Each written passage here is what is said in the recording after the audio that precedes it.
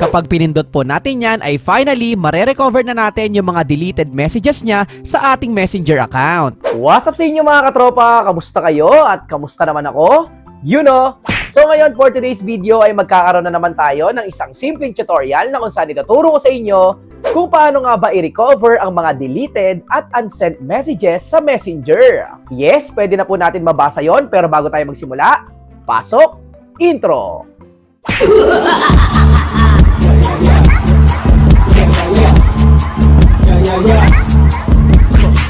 Yes, yung mga dinelete at inunset na messages kagaya po nito ay pwede na po nating ma-recover at mabasa ulit. At kung ready ka na, punta na tayo sa tutorial. Let's go! Ang unang step na kailangan po nating gawin ay magda-download po tayo ng isang application sa Google Play Store. Kapag nandito na po tayo sa Google Play Store ay i-search lang po natin ang Notisave. So i-type lang po natin yung Notisave at kapag okay na ay i-search lang po natin. Paalala lang po at reminder po sa inyo na ganito po ang itsura ng Notisave na kailangan po nating i-install. Bali yung Notisave application po yung gagamitin natin sa pag-recover ng mga deleted, remove at unsend messages. So i-install lang po natin. And after po nyan, before ma-install yan ay dadaan muna yan sa security scan para malaman kung okay nga ba pagdating sa security. At dito wala naman pong na-detect na kahit anong risk, so okay po ito gamitin. At i-click na po natin yung open. So dito po may nakalagay na save notifications na kung saan yung mga incoming notifications and messages will be saved. At pindutin lang po natin yung next na nasa gilid. At dito nakalagay po na keep your notibar clean at para makapag-proceed na tayo ay pindutin lang natin yung next. At dito may lalabas po na allow access to notifications, pindutin lang po natin yung allow.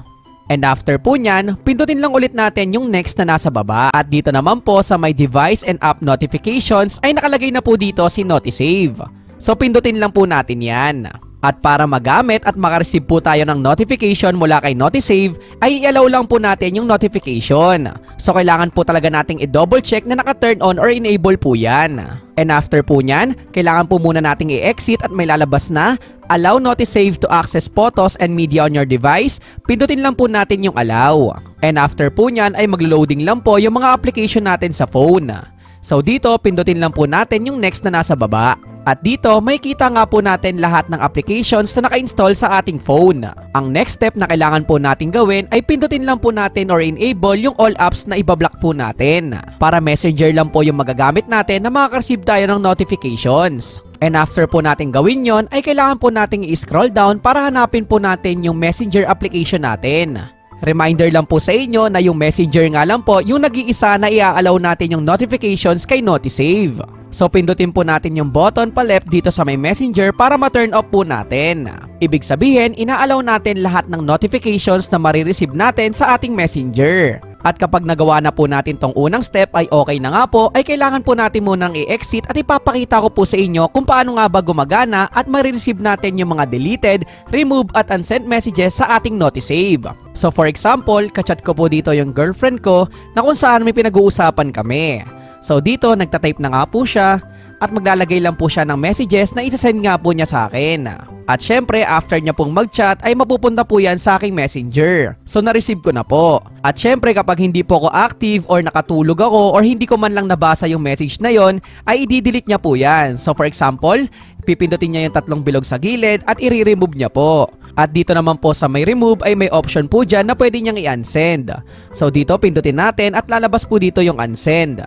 So for example lang na nakapag-decide siya na i-unsend yung message niya ay hindi ko na po yun makikita syempre.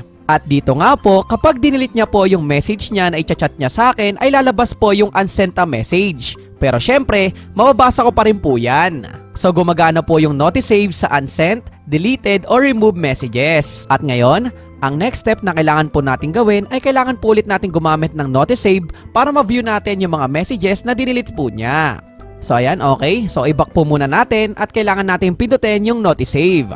So nandito na tayo sa Notisave at makikita po natin yung Messenger na nasa baba. Kapag pinindot po natin yan ay finally mare-recover na natin yung mga deleted messages niya sa ating Messenger account. So kailangan ko lang pindutin yan at makikita ko na dito yung deleted or unsent messages niya kanina. So dahil nga sa Notisave ay nakita ko na nga po kung ano nga ba yung dinilit na message niya. Ang kagandahan po dito sa Notisave ay lahat po ng i-chat niya sa ating Messenger account ay didiretso na rin dito sa Notisave. So wala pong kawala kasi mababasa pa rin po natin kahit i-remove, i-delete or i-unsend yung message or chat niya. Dito po sa may unread section ay makikita nyo po dyan yung messenger at pipindutin nyo lang po. So dito, lahat po ng i-chat ng girlfriend ko sa messenger account ko ay dediretso na rin po dito sa Notisave. So automatic na po yun.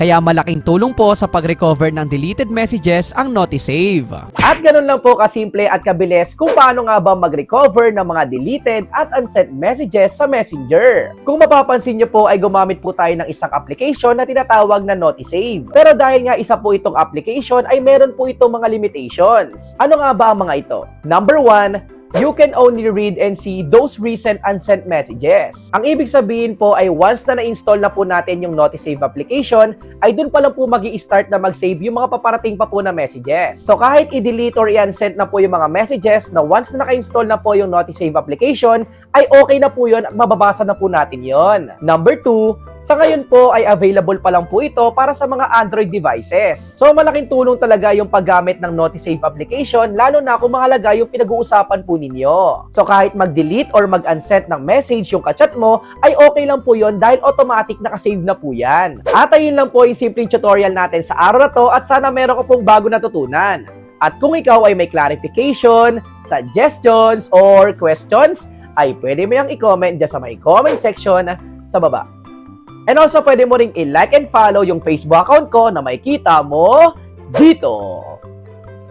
At syempre, kung bago ka lang katapadaan ka dito sa YouTube channel ko, ay welcome na welcome ka. Pwede ka mag-subscribe at pinutin ang may wagang notification bell para sure at 100% sure na updated ka sa mga future uploads ko.